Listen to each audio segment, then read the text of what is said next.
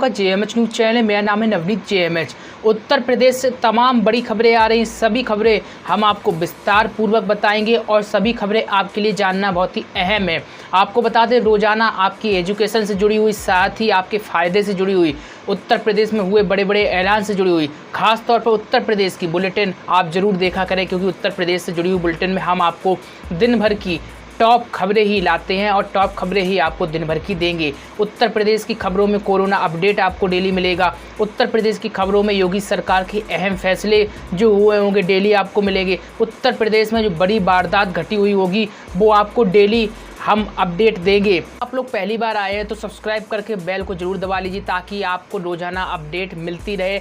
शुरुआत करते हैं पहली बड़ी खबर से। आपको बता दें, हाथरस से जुड़ी हुई एक खबर है, काफ़ी दुखद खबर है। आपको बता दें, हाथरस गैंगरेप मामले में परिवार की मर्जी के खिलाफ आधी रात में पुलिस ने पीड़िता का अंतिम संस्कार कर दिया, जिसके बाद स्थानीय स्तर पर लोगों में और देश में भी आक्रोश पनप रहा है। आपको बता दें, दिल्ली के सफदरगंज अस्पताल में हाथरस गैंगरेप की पीड़िता की मौत के बाद मंगलवार की देर रात पुलिस ने युवती का शव लेकर हाथरस जनपद के बुलगाड़ी गांव पहुंची और यहां पर पीड़िता के शव को जब गांव सब पहुंचा तो ग्रामीण अंतिम संस्कार के लिए राजी नहीं थे, लेकिन पुलिस ने भारी विरोध के बावजूद भी परिजनों की गैर मौजूदगी में गैंगरेप पीड़िता का अंतिम संस्कार कर दिया। ग्रामीणों के भारी आक्रोश को देखते हुए इलाके में बड़े पैमाने पर पुलिस बल की तैनाती की गई। आपको बता दें, गैंगरेप पीड़िता का शव रात करीब 12:45 पर पहुंचा, ये बताया जा रहा है। एम्बुलेंस को जब अंतिम संस्कार के लिए ले जाया जा रहा तो लोगों ने उसे रोक दिया और एम्बुलेंस के आगे लेटकर आक्रोश जताने लगे। इस दौरान एसडीएम जो हैं मौके पर पहुंचे, पर एसडीएम पर परिजनों के साथ बदसलूकी करने का भी आरोप लगाया जा रहा है। इसके बाद पुलिस और ग्रामीणों में झड़प हो गई। दरअसल परिजन रात में शव का अंतिम संस्कार नहीं करना चाहते थे, जबकि पुलिस तुरंत अंतिम संस्कार कराना चाहती थी। इसके बाद आधी रात को बिना किसी रीति रिवाज और परिजनों की गैर मौजूदगी में पीड़िता का अंतिम संस्कार कर दिया गया। आपको बता दें, निश्चित तौर पर उत्तर प्रदेश में दुखद मामला है, जहां पर उत्तर प्रदेश की योगी सरकार कह चुकी है कि महिलाओं के साथ गलत काम करने वालों की फ़ोटो सार्वजनिक की जाएगी और इन लोगों की फ़ोटो भी सार्वजनिक की जाएगी जो नाम निकल कर आ रहे हैं। गैंगरेप करने वाले आरोपियों के विरुद्ध क्या कार्रवाई होनी चाहिए? फांसी तो मुझे लगता है कि कार्रवाई बहुत ही ऐसी कार्रवाई होनी चाहिए निश्चित तौर पर जो आपराधिक प्रवृत्ति के लोग हैं वह कभी भी सोचे भी ना ऐसी चीज़ करने के लिए। आप क्या कहते हैं? इस कमेंट में बहुमूल्य प्रतिक्रिया दीजिएगा। आपको बता दें, हाथरस का मामला पूरे देश भर में सुर्खियों में है इस समय और सभी जगह से कड़ी निंदा व्यक्त की जा रही है और वाकई में ये काफ़ी दुखद और निंदनीय घटना है निश्चित तौर पर, जिसकी जितनी निंदा की जाए उतनी ही कम है। 2 शब्द आप आरोपियों के लिए ज़रूर कमेंट में लिखें। अगली खबर आपको बता दें, बाबरी मस्जिद विध्वंस केस से जुड़ा हुआ फैसला आज आना है और मामला क्या है पहले तो आप लोगों को ये जान लेना चाहिए। आपको बता दें, अयोध्या में ढांचा विध्वंस के 28 साल पुराने मामले में सीबीआई की विशेष अदालत फैसला सुनाएगी।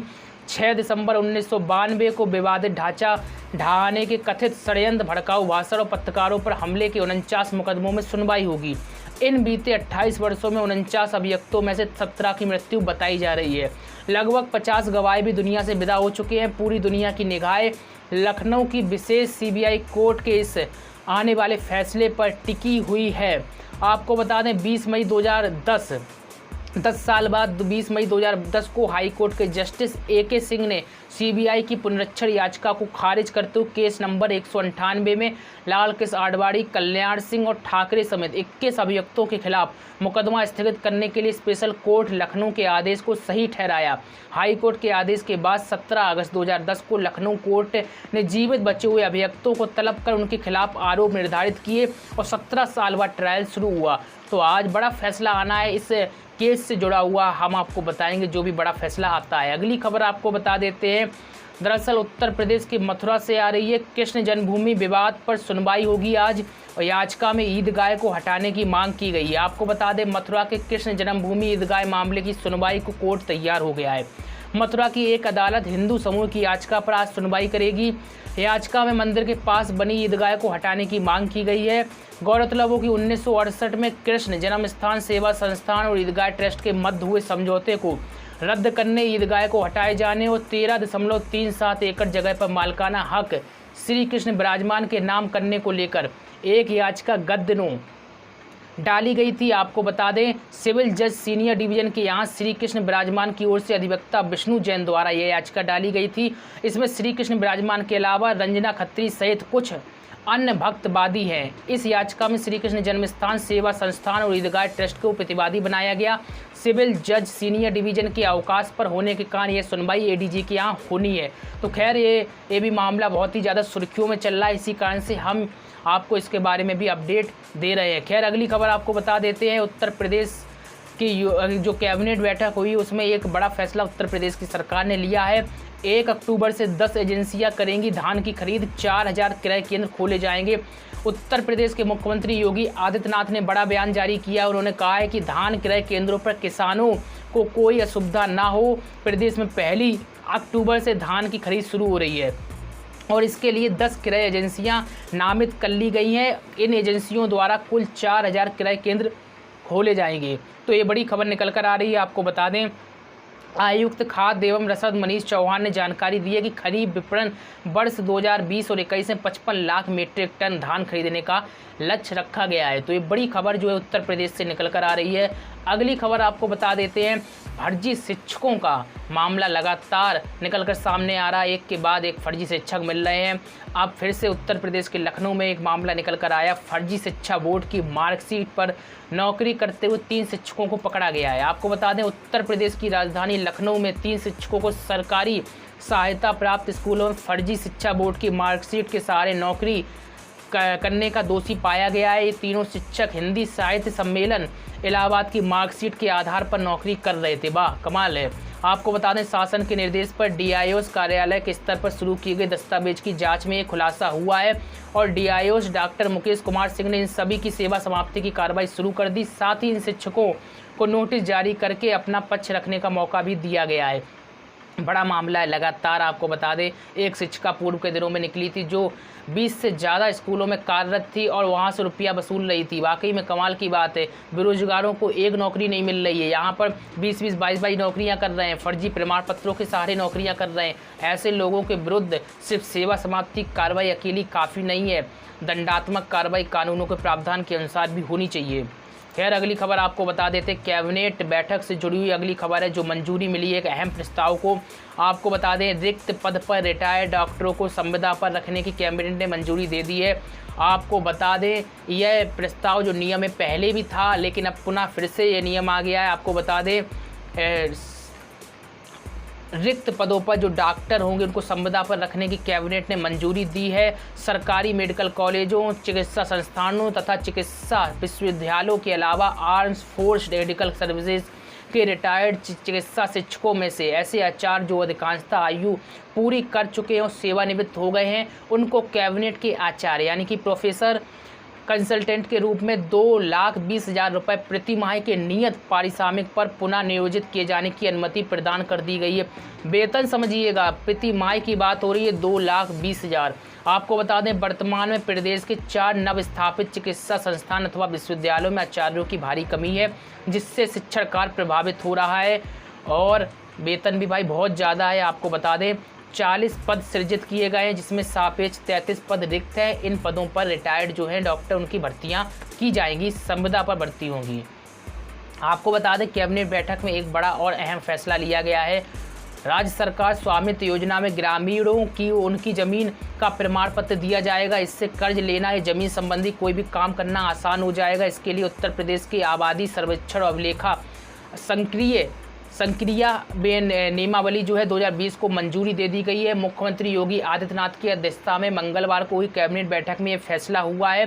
केंद्र सरकार ग्रामीण आबादी क्षेत्र का नवीनतम ड्रोन प्रौद्योगिकी के उपयोग से सर्वेक्षण कराते हुए स्वामित्व अभिलेख तैयार कर रही है। ड्रोन के जरिए सर्वेक्षण होगा और स्वामित्व अभिलेख यानी जो आपका मालिकाना हक होगा वो आपको मिलेगा, ऐसा सरकार का कहना है। आपको बता दें स्वामित्व प्रमाण पत्र मिलने के बाद ग्रामीणों को कर्ज और अन्य जो वित्तीय लाभ लेने में बैंकों से आसानी होगी, ये सरकार का कहना है। आपको बता दें अगली खबर जो आ रही है यूपी पीएससी से जुड़ी हुई आ रही है।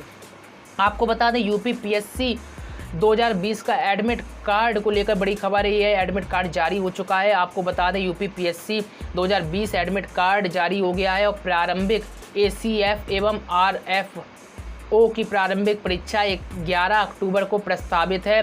परीक्षा 2 पालियों में होगी। पहली पाली सुबह 9:30 से 11:30 और दूसरी 2:30 से 4:30 होगी। परीक्षा के लिए आवेदन करने वाले अभ्यर्थी अपने अपने प्रवेश पत्र डाउनलोड कर सकते हैं। upsc.up.nic.in ये वेबसाइट है। इस वेबसाइट के जरिए आप अपने प्रमाण पत्र डाउनलोड कर सकते हैं।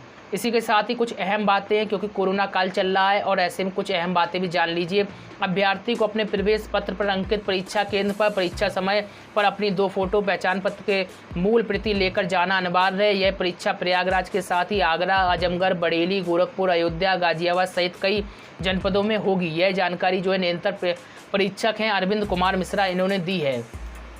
अगली खबर आपको बता देते कोरोना से ही जुड़ी हुई आ रही है। क्या अपडेट है आपको बता दें, उत्तर प्रदेश में कोरोना के 4069 नए मामले आए हैं और 63 लोगों की मौत हो चुकी है।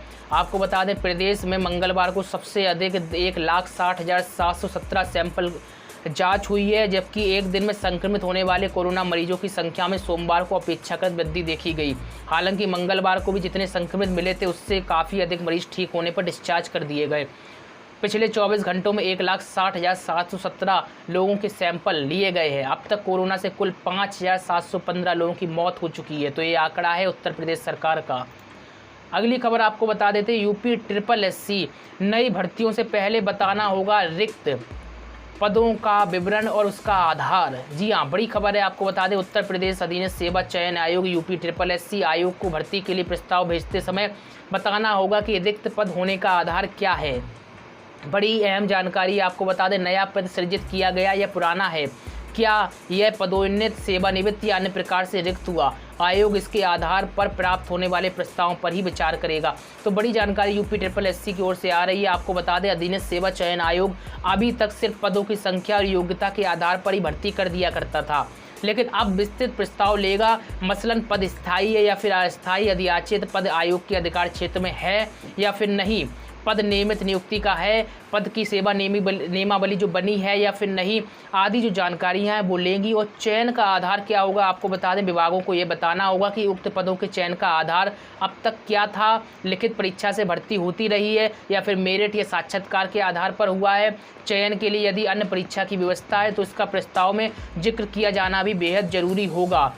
आपको बता दें भर्ती के लिए कौन पात्र होंगे। प्रस्ताव में यह भी बताना होगा कि परिवीक्षा अवधि कितने साल की होगी। इन पदों के लिए सरकारी कर्मचारी भी क्या पात्र होंगे। तो बहुत ही अहम फैसला लिया गया है। सब कुछ जानकारी जो है देनी होगी।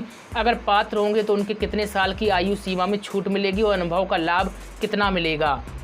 वाकई में कमाल की बात है और बड़ी खबर है, उत्तर प्रदेश से निकल कर आ रही है। इससे निश्चित तौर पर जो अभ्यर्थी हैं उनको लाभ मिलेगा। आपको बता दें एक वैकेंसी से जुड़ी हुई अच्छी खबर और है, क्योंकि उत्तर प्रदेश में युवा बहुत ही ज़्यादा वैकेंसी के लिए परेशान रहते हैं। इसी कारण से हमने ये भी खबर आपके लिए खास तौर पर लाए है। अंतिम खबर है, हालांकि हम पुष्टि नहीं कर रहे हैं कि सरकार कब वैकेंसी निकालेगी, लेकिन खबर जो है वो आपको बता रहे हैं कि भाई वैकेंसी की खबर जुड़ी हुई निकल कर आ रही है। लोकल बॉडीज में 455 पदों पर भर्तियां जल्द निकलने की संभावनाएं जताई जा रही हैं। निकाय निदेशालय ने प्रस्ताव भेज दिया है।